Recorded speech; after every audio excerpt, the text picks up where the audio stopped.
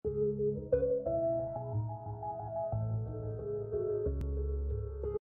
Sobat Galeri, balik lagi di Galeri Channel Universitas Gunadarma. Pada hari ini kita akan membahas lanjutan dari video sebelumnya tentang manajemen ala Sun Tzu, yakni bagaimana cara mengenali musuh kita dalam berinvestasi. Yuk kita simak. Setelah mengenali diri sendiri, langkah berikutnya adalah mengenali musuh. Siapa musuh kita dalam berinvestasi? Tidak lain tidak bukan adalah saham itu sendiri. Seperti yang kita ketahui bahwa berinvestasi saham sangat berisiko tinggi. Jika kita tidak mengenali saham dengan baik, kita bisa berakhir dengan kekalahan.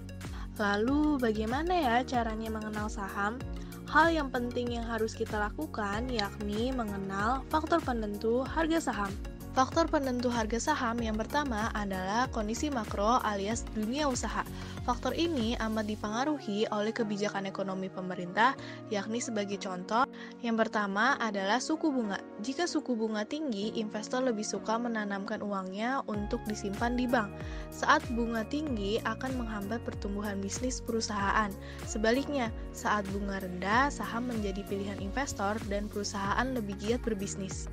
Kedua, yaitu pertumbuhan ekonomi juga menentukan harga saham. Jika kondisi ekonomi lesu, kinerja perusahaan ikut memburuk dan membuat harga saham turun.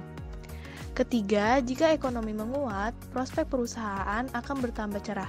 Demikian pula harga sahamnya. Yang terakhir adalah faktor kestabilan politik. Faktor kestabilan politik ikut mempengaruhi kondisi dunia usaha dan tentunya harga saham. Yang kedua adalah kondisi industri, di mana perusahaan tersebut berada. Misalnya, perusahaan pertambangan. Industri yang bertumbuh pesat akan melambungkan harga saham perusahaan di industri tersebut.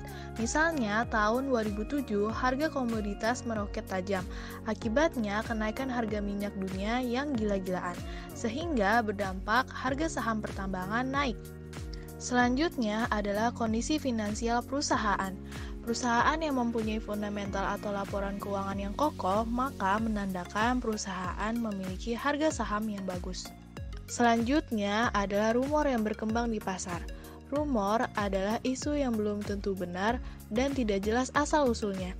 Misalnya, rumor PT ABC yang akan diakuisisi oleh sebuah perusahaan asing, sehingga menyebabkan harga sahamnya melambung naik. Kemudian selanjutnya ada aksi korporasi, yaitu kondisi tindakan yang dilakukan oleh sebuah perusahaan yang memberikan dampak pada kinerja perusahaan sekarang dan di masa yang akan datang. Lalu yang terakhir adalah aksi penipuan harga. Kondisi ini di mana harga melalui perdagangan antar teman sendiri.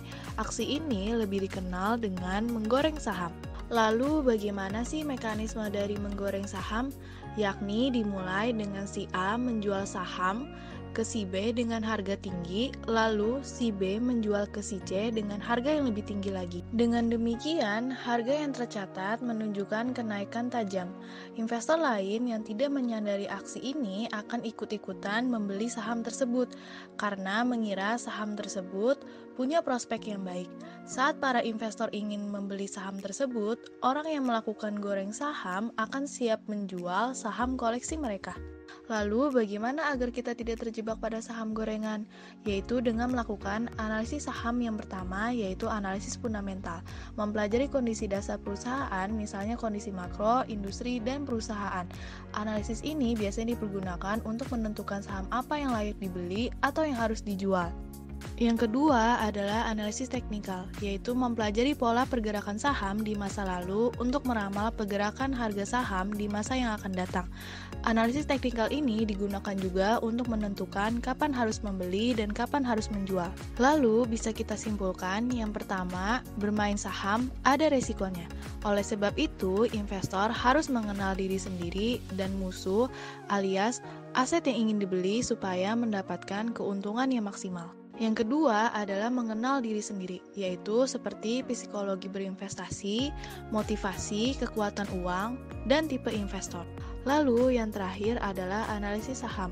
Investor bisa menganalisis saham menggunakan pendekatan fundamental dan teknikal. Sekian video pada hari ini, semoga bermanfaat. Sampai jumpa di video selanjutnya.